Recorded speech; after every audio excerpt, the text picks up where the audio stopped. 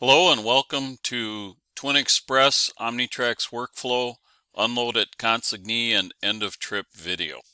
We're driving down the road after we loaded our trailer in our last video, and we're good to go to the next stop. Once we arrive at that next stop, our system will auto arrive us. And again, as we talked about in the last video, only confirm the auto arrival if you're sure you're going to be unloaded. So again, as a matter of practice, I would go into the unloading office or validate with the guard that you are going to be unloaded, and then I would hit the confirm button.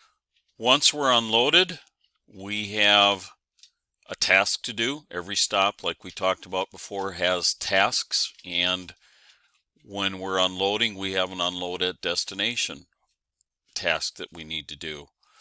Once we select that task and hit the select button, we are presented with our unload at destination form. Again, this is the first page of this form is probably going to be just a recap of the data that's already in the system. Our trailer number should be the right trailer number. Our bill of lading should be in. The weight and the piece count, that all should be the same. It's on the second page that we are going to have to add some additional information. Temperature should be the same. If it's different than what we had on our loading, we need to note that. We want to validate that the seal number is correct and that it was intact. And we also have the ability to indicate whether there's OS&D or not. If there is, if you click the Yes Radio button, the form will actually pop up that will give you the opportunity to put in the details of that OS&D. We also want to capture the name of the person signing the proof of delivery or your bill of ladings. And then we also have comments to put in, and again, as in loading, we want to indicate whether we paid a lumper to unload the load, who we paid, and then the number of pallets in and out of the trailer. And then as a matter of practice, I also like to put on the comments whether we have a clean bill of lading or there are notations on the bill.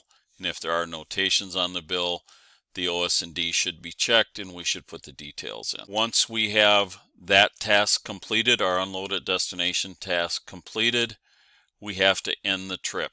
It's important that we end the trip because this prepares the IVG unit and TMW for our next trip. So again, the last thing in our trip that we do is we select the end of trip task and hit select. Once that is done, we get a confirmation that we do truly want to end the trip. Once we hit OK, we're back in business.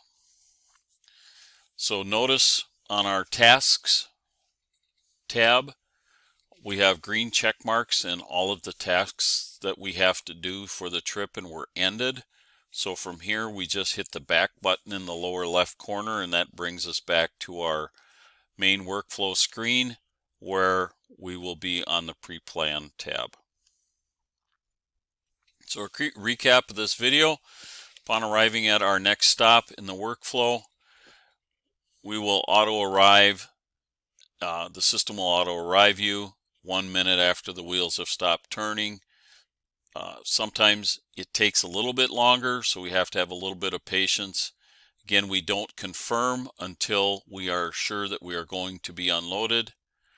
Once we're done unloading, we fill out the unload at destination form, completing all the required details and comments that we need to put in, including pallets in, pallets out, and whether we have any notations on the bills and whether there was a lumper or not for unloading the trailer. Once we're done with these tasks, we do our end of trip task, and then then we hit the back button, and that will get us back to our pre-planned screen. Once we're empty, we should have been working with our dispatcher to set up a pre-plan. If we don't have a pre-plan and it is after hours, please find the nearest truck stop or safe location and call your dispatcher at 8 a.m. Central Time in the next morning. Otherwise, give them a call if there isn't a pre-plan for your current, when you're done with your current trip. Thanks for your attention and time in viewing this presentation. Again, please contact your dispatcher if you have any questions, and happy workflowing.